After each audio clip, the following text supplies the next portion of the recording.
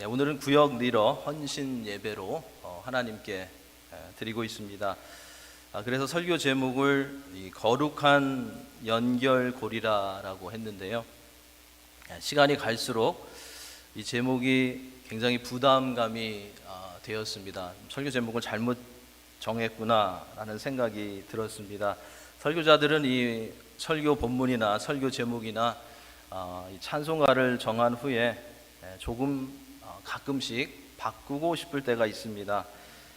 그런데 일단 주보에 나가면 그냥 가야 됩니다. 그죠? 바꿀 수가 없습니다. 저는 오늘 이 설교 제목을 조금 바꾸고 싶었습니다. 비슷하긴 한데요. 이 거룩한 연결고리, 이 제목이 너무 거룩한 것 같습니다.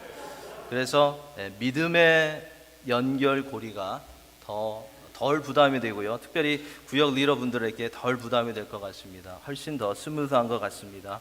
믿음의 연결고리. 우리가 몸에 웨어하는 많은 것들에는 연결고리가 있습니다. 여러분들 지금 아마 몸에 여러 가지 치장하고 계신 것들이 있으실 텐데요. 시계줄에는 연결고리가 있죠. 목걸이 하신 분들은 목걸이 연결고리가 있습니다. 팔찌하고 계신 분들 팔찌에 연결고리가 있습니다. 귀걸이, 코걸이 모두 다 연결고리가 있습니다. 아무리 좋고 비싼 것이라고 해도 연결고리가 튼튼하지 않으면 별로 그 가치가 드러나지 않습니다. 그만큼 연결고리가 중요합니다. 제가 아는 어떤 분들은 금목걸이, 은목걸이 자주 끊어뜨리시는 그런 분들이 있다고 그럽니다. 그죠? 연결고리가 튼튼하지 않아서 그런 것 같습니다. 우리의 인생에도 중요한 그런 연결고리들이 많이 있습니다. 예를 들면 죄로 우리를 끌고 가는 그런 연결고리들이 있습니다.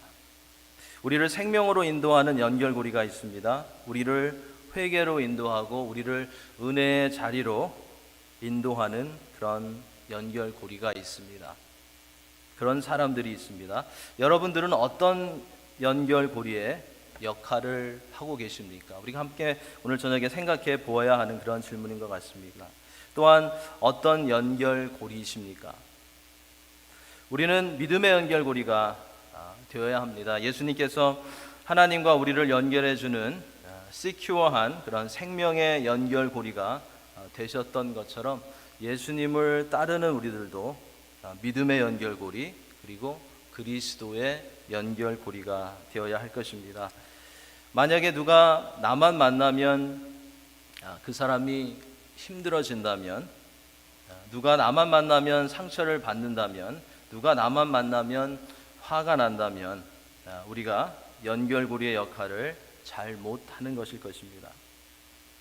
우리가 많은 것 안 해도 됩니다. 하지만 여러분들이 섬기는 분들과 예수님을 연결해주는 작은 역할을 할 수 있다면, 그렇죠? 여러분들이 섬기는 분들과 여러분들이 기도하는 분들과 예수님을 커넥트해주는 작은 역할을 여러분들이 할 수 있다면 그것이 하나님을 기쁘시게 하는 것입니다. 중요한 것은 어떠한 연결고리가 되느냐라는 것입니다. 오늘 본문에서도요, 여러 가지 연결고리들을 우리가 말씀 가운데 찾아볼 수가 있습니다. 말씀을 통해서 어떠한 연결고리가 되어야 할까 한번 생각해 보는 그런 시간을 갖기 원합니다. 예수님께서 유대 땅에서 세례 요한을 만나서 세례를 받으시고요, 세례 요한의 증언과 하나님으로부터 그리스도이시고 하나님의 아들이시라는 그런 인증을 받으셨습니다. 이렇게 그리스도로 인증을 받으신 예수님께서는 본격적으로 공생의 사역을 시작하시게 되는데요, 바로 그 전에 오늘 본문의 사건이 있었던 것입니다. 예수님의 본격적인 이 공생의 사역은 갈릴리 땅에서 시작하셨는데요, 오늘 이 본문의 사건은 유대 땅에서 있었던 사건입니다. 그러니까 오늘 본문에서는 예수님의 4명의 제자들과의 처음의 만남을 또는 초기의 만남을 기록하고 있습니다. 그리고 다른 복음서에서는 제자들을 본격적으로 부르신 그 장면을 기록하고 있습니다. 세례 요한은 자신의 두 명의 제자에게 예수님을 가리키면서 보라 하나님의 어린 양이로다 라고 증거했습니다. 이 말은 예수님이 하나님의 아들이며 우리의 죄를 담당할 구세주시라라는 것을 알려주는 것이었습니다. 이러한 말을 들은 세례 요한의 두 명의 제자는 예수님을 따랐습니다. 예수님께로 갔습니다. 세례 요한은 자신의 제자들에게 예수님을 따르라고 직접 말하지는 않았는데 그들은 하나님의 어린 양이로다 라는 말을 듣고 그냥 예수님께로 가버린 것입니다. 우리는 이 장면을 보면서 어떻게 세례 요한의 제자들이 갑자기 그럴 수 있었을까? 세례 요한 선생님한테 좀 루드한 것이 아닌가라고 생각할 수 있는데요. 사실은 그것이 요한이 원했던 것이었습니다. 세례 요한이 예수님을 가리키면서 보라 하나님의 어린 양이로다 라고 말한 것은 이제부터는 나와 함께 있지 말고 이제부터는 나를 따르지 말고 저분을 따르라고 말해준 것이었습니다. 세례 요한이 제자들이 듣는 데서 파블릭하게 예수님에 관해서 구체적으로 이렇게 말한 것은 이제부터는 내가 주인공이 아니고 이제부터는 저분이 주인공이니까 자기를 떠나서 그분에게로 가라는 것이었습니다. 예수님을 포인트해 준 것이었습니다. 예수님에 대해서 세례 요한이 제자들이 자기만을 따르기 원했다면 예수님에 대해서 말해주지 않았을 것입니다. 그러나 요한은 그러한 개인적이고 이기적인 욕심이 전혀 없는 사람이었고요. 자신의 부르심과 자신의 울타리를, 자신의 바운더리를 분명히 어디까지인지 알고 있었던 사람이었습니다. 세례 요한에게는 자신의 제자들과 예수님을 연결시켜 주는 일이 기쁨이 되었던 것입니다. 그런 사람들을 예수님께로 포인트해 주는 사역을, 연결고리의 사역을 잘 감당했던 사람이었습니다. 세례 요한의 말을 듣고 예수께로 간 두 제자에게, 이들은 안드레와 요한입니다. 예수님께서는 그들이 무엇을 원하는지 물으십니다. 38절에 나오죠. 무엇을 구하느냐? 이것은 그들의 소원을, 그들의 마음의 소원을 예수님께서 물으신 것입니다. 그때 두 제자는 어디 계시오니까? 라고 말을 합니다. 내가 너희들이 원하는 것이 무엇냐? 질문하였을 때 이 두 제자는 어디 계시오니까? 라고 도리어 예수님께 질문을 합니다. 무엇을 구하는 것입니까? 이 표현은 어디 계십니까? 라는 이 표현은 당시의 유대인들이 율법 교사들에게 가르침을 요청할 때 사용했던 표현이었습니다. 그러니까 지금 세례 요한의 두 제자는 예수님과 시간을 더 보내기 원합니다. 조금 더 예수님과 교제하기 원합니다. 예수님께 깊은 가르침을 받기 원합니다. 우리를 받아주시겠습니까? 라고 예수님께 질문했던 것입니다. 예수님께서는 어디 계십니까? 예수님을 더 알고 싶습니다. 우리를 받아주시겠습니까? 라고 묻는 두 제자에게 간단하게 말씀하시죠. 와 보라, 다른 말로 하면 같이 가자 라고 답하셨습니다. 그들은 그날 예수님과 함께 시간을 보냈습니다. 세례 요한의 증거를 듣고 예수님을 따랐던 요한의 제자 중에 하나는 안드레라고 오늘 본문에서 밝히고 있습니다. 이 안드레는 시몬의 형제였습니다. 예수님께로 찾아갔고 예수님을 만나서 시간을 보냈던 안드레는 먼저 그의 형제 시몬에게 찾아가서 자기가 메시아를 만났다라고 증거하면서 그를 예수님께로 데리고 왔습니다. 41절, 42절에 나오죠. 안드레가 이렇게 시몬 베드로에게 찾아가서 예수님에 관한 증거를 할 수 있었던 이유는 그가 예수님께서 메시아시라는 것을, 예수님께서 그리스도시라는 사실을 발견했기 때문이었습니다. 메시아는 유대인들이 오랫동안 또 평생 동안 사모하면서 기다렸던 분이었습니다. 그래서 안드레는 형제 시몬에게 찾아가서 자신이 만난 이 메시아를 평생 기다렸던, 지금까지 기다렸던 이 메시아를 만났다라는 그 사실을 전하지 않을 수 없었던 것입니다.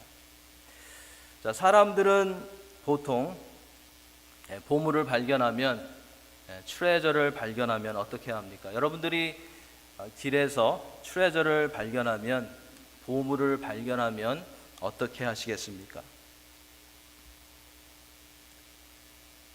사람들에게 알려지지 않기를 우리 원합니다. 사람들이 많이 알기를 좋아하지 않습니다. 우리가 트레저를 발견하면, 보물을 발견하면 우리의 몫이 줄어들기 때문에, 또 빼앗길까봐, 경쟁자가 나올까봐, 소문이 날까봐 우리는 많은 사람들이 알기를 원하지 않습니다. 하지만 안드레가 발견한 이 보물은, 메시아는, 그리스도는, 복음은 그렇게 숨길 필요가 없었습니다. 왜냐하면 우리가 너무나도 잘 알듯이 이 복음은 누구와도 나누어도 절대로 줄어들지 않기 때문입니다. 세상의 많은 것들은, 세상의 보물들은 나눌수록 줄어들지만, 복음은, 그리스도는 나눌수록, 소문을 낼수록 더 풍성해집니다. 안드레가 시몬 베드로에게 우리가 그리스도를 만났다라고 하면서 그를 예수님께로 데리고 왔을 때, 시몬은 안드레를 따라서 예수님께로 나왔습니다. 어떻게 보면 너무나 쉽게 시몬이 안드레를 따라온 것 같습니다. 이 장면을 보면 안드레는 평상시에 베드로에게 신임을 얻었던 사람이었던 것 같습니다. 그러니까 안드레의 말을 듣고 그를 따라왔던 것입니다. 평소에 안드레가 매일 욕심만 부리고 거짓말이나 하고 게으름이나 피우고 했다면, 베드로는 너나 가서 그리스도를 실컷 만나라고 했을 것입니다. 우리가 잘 사용하는 표현이 있죠. 너나 잘하세요 라고 했을 것입니다. 하지만 안드레에게는 평소에 다른 점이 있었기에 시몬은 그를 쫓아서 예수님께로 나아갈 수 있게 된 것입니다. 안드레를 따라온 시몬을 만나신 예수님께서는 시몬의 이름을 바꿔주십니다. 42절이죠. 내가 요한의 아들 시몬이니 장차 게바라 하리라. 게바를 번역하면 베드로라. 시몬은 잘 흔들리는 갈대라는 그런 뜻을 가지고 있고요. 베드로는 반석이라는 그런 뜻을 가지고 있습니다. 예수님께서 시몬을 보자마자 그의 이름을 베드로라고 고쳐주신 것은 예수님께서 그의 성품을 아셨고 앞으로 그를 통해서 하나님께서 일하실 것을 볼 수 있으셨기 때문이었습니다. 우리가 신약 성경을 통해서 알 수 있는 것처럼 베드로는 예수님의 부활 후에 성령의 능력에 의해서 초대교회의 훌륭한 지도자로 세워졌습니다. 반석과 같이 설 수 있었습니다. 이처럼 시몬 베드로를 예수님께로 데리고 간 안드레가 초대교회가 세워지는 일에 큰 역할을 한 것이고 하나님께 사용된 것입니다. 성실했던 안드레가 베드로를 예수님께로 연결해 주는 좋은 연결고리가 되었던 것입니다. 세례 요한이 좋은 연결고리의 역할을 했고요. 그리고 두 번째로 본 안드레가 좋은 연결고리 역할을 했습니다. 안드레가 시몬을 예수님께로 인도한 그 다음 날에 또 다른 사람이 등장합니다. 예수님께서는 빌립이라는 사람을 만납니다. 빌립이라는 사람을 만나서 나를 따르라고 하셨습니다. 예수님을 만나서 예수님과 함께 시간을 보낸 이 빌립도 가만히 있지 않았습니다. 나아가서 나다나엘을 찾아가서 자신이 만난 나사렛 예수가 성경에서 예언된 메시아라고 소개했습니다. 그런데 나다나엘은 나사렛에서 무슨 선한 것이 나올 수 있겠느냐라고 말하면서 회의적인 그런 반응을 보였습니다. 여러분들이 또 구역 리더분들이 만약에 이 상황에서 빌립이었다라면 어떻게 반응하시겠습니까? 아마 분명히 구역 모임에서 이러한 상황이 나올 수 있을 것입니다. 어떻게 하시겠습니까?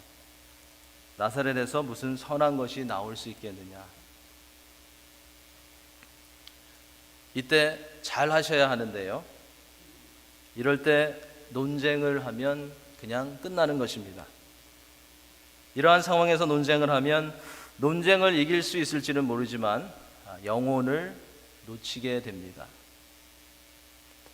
모임에서 우리는 논쟁에서 이기고 내가 높아지는 것이 아니라 사람들이 예수님께로 나오게 하는 바로 그것이 우선순위가 되어야 할 것입니다. 빌립은 어떻게 했습니까? 빌립은요, 오늘 말씀 보시면 논쟁하지 않았습니다. 내가 틀렸다고 지적하지 않았습니다. 빌립은 간단하게 와보라 라고 하면서 나다나엘을 예수님께로 데리고 왔습니다. 예수님께로 어떻게 보면 끌려오는 나다나엘을 보신 예수님께서는 그의 성품에 대해서 말씀해 주십니다. 보라, 이는 참으로 이스라엘 사람이라 그 속에 간사한 것이 없도다. 자, 무슨 뜻일까요? 참으로 이스라엘 사람이라 그 속에 간사한 것이 없도다.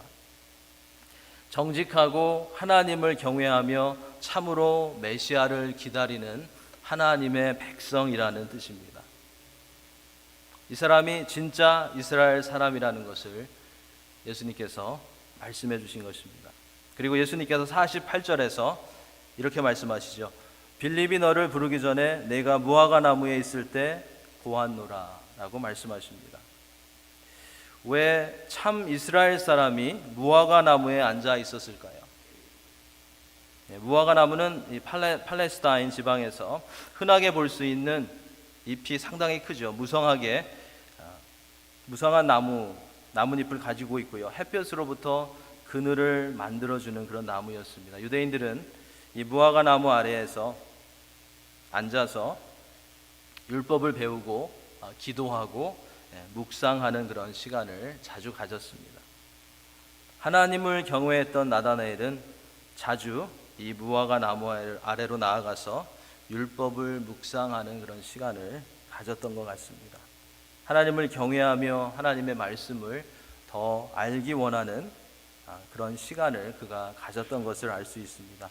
그것을 예수님께서 알고 계셨던 것입니다. 나다나엘은 자신의 마음을 아시는 예수님께 마음을 열고 이런 고백을 합니다. 당신은 하나님의 아들이시요 당신은 이스라엘의 임금이로소이다. 이것은 예수님이 하나님의 아들이시고 메시아시라라는 것을 선언한 것이었습니다.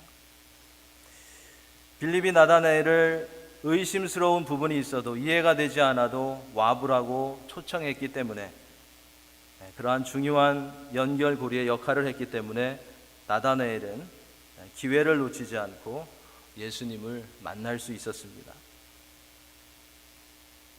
이러한 신앙 고백을 하는 나다나엘에게 예수님께서 50절에서 앞으로 더 큰 일을 볼 것이라 라고 말씀해 주십니다.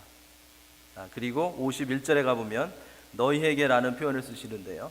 즉 그곳에 함께 있었던 제자들에게 사람들에게 하늘이 열리고 하나님의 사자들이 인자 위에 오르락 내리락 하는 것을 보리라 라고 말씀해 주셨습니다. 이것은 앞으로 예수님께서 이루실 메시아 사역을 말씀해 주신 것이었습니다.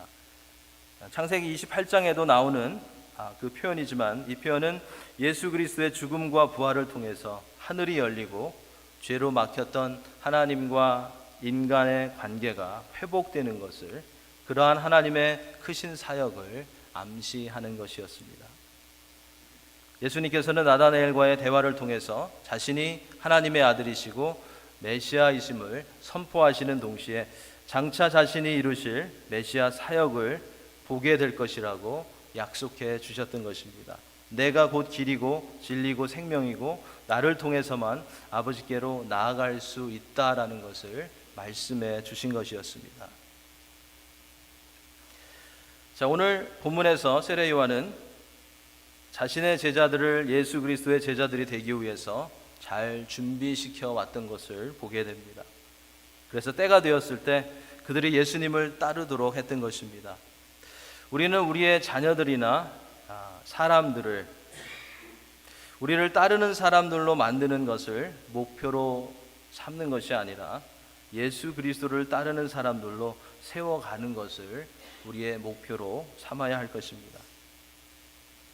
얼마나 많은 사람들이 나를 좋아하고 얼마나 많은 사람들이 나를 따르느냐가 중요한 것이 아니라 얼마나 많은 사람들이 나를 통해서 예수님을 좋아하게 되고 얼마나 많은 사람들이 나를 통해서 예수님을 따르고 있는가가 중요한 것입니다.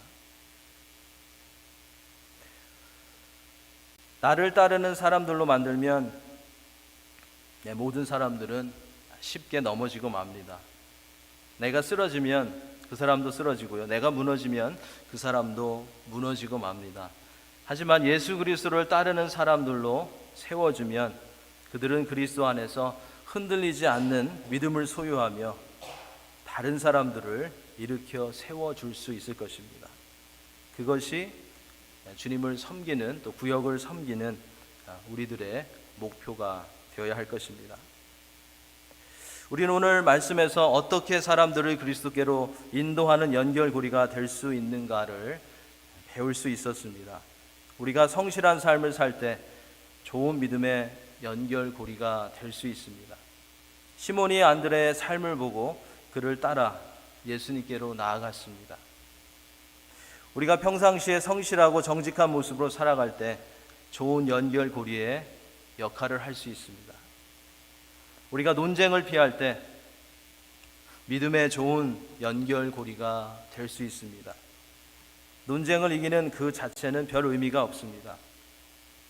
우리는 영혼들을 예수님께로 포인트해 주어야 합니다. 논쟁 대신에 오늘 본문에서 가르쳐 주는 것이 있었죠. 논쟁 대신에 와보라. 한번 성경을 읽어보십시오. 한번 모임에 참석해 보십시오. 한번 예배에 나와 보십시오. 논쟁을 해서 이기면 연결고리가 끊어질 수 있습니다. 논쟁에서는 양보하더라도 와보라 하면서 주님께로 나아갈 수 있는 문을 열어놓으면 믿음의 연결고리 역할을 잘 할 수 있는 것입니다. 사실은 이것이 더 쉽고 우리의 마음도 덜 상합니다. 세례 요한은 자신의 두 제자를 예수님께 포인트해 주는 일을 잘 감당했습니다. 그들은 예수님을 따랐습니다. 안드레는 시몬 베드로를 예수님께로 인도하는 연결고리 역할을 잘했습니다. 베드로가 초대교회의 반석과 같은 지도자로 세워질 수 있었습니다. 빌립은 메시아를 기다리던 참 이스라엘 사람 나다네엘을 메시아와 연결시켜주는 고리의 역할을 잘 감당했습니다.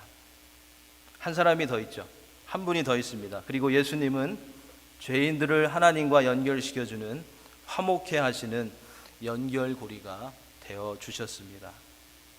우리의 책임은 또 구역 리더들의 책임은 믿게 하는 것이 아니라 와보라 초청하는 것이고요. 인내를 가지고 그리스도의 사랑으로 여러분들의 사랑이 아니고요. 그리스도의 사랑으로 섬기는 것입니다. 믿고 변화되게 하는 책임은 우리에게 있는 것이 아니라 성령님께 있습니다. 예수님께 있습니다. 이 세상에는 그리스도와 사람들을 연결해주는 많은 연결고리들이 있습니다. 하나님께서 구역의 리더분들을 믿음의 연결고리로 세워주셨습니다.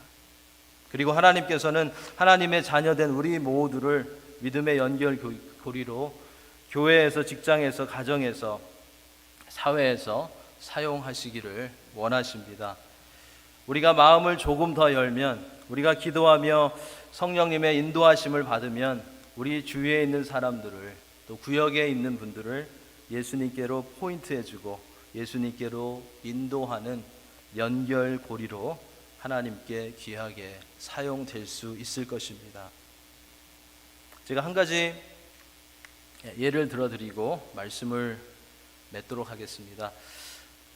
저는 병원에 가는 것을 참 좋아합니다. 병원에 가는 것을 굉장히 좋아합니다. 특별히 Annual Wellness Visit 너무 좋아합니다.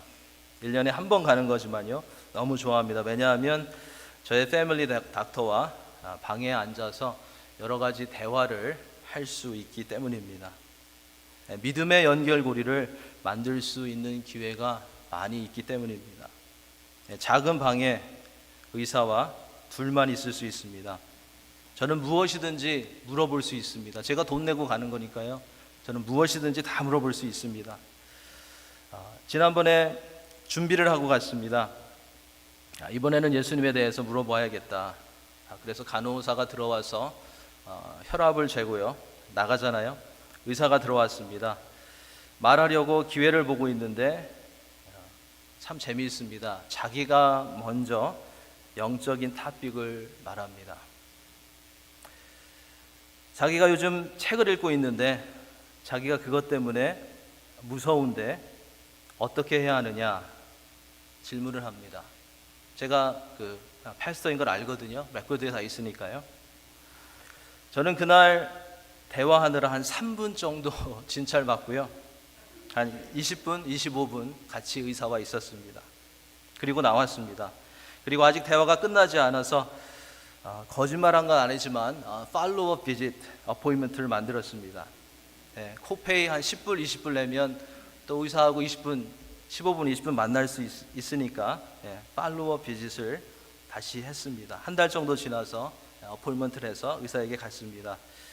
병원에서는 아마 저 같은 사람들을 무척 싫어할 것입니다. 두 번째 팔로우업 비짓에 가서 간호원이 혈압을 재고 나가고 나서 기다리던 그 닥터가 들어왔습니다. 제가 첫 마디, 그 책 다 읽으셨습니까? 아직도 두렵습니까? 라는 질문을 했습니다. 그날도 거의 진찰 못했죠. 계속 두려워하고 있는 분에게 제가 이런 말을 해줄 수 있었습니다. 세상이 주는 어떤 두려움보다도 크신 분이 계십니다. 그분 안에 참 평강이 있습니다. 그분이 예수님이십니다. 라는 말을 해줄 수 있었습니다. 그 다음에는 어떻게 됐는지 모르겠어요.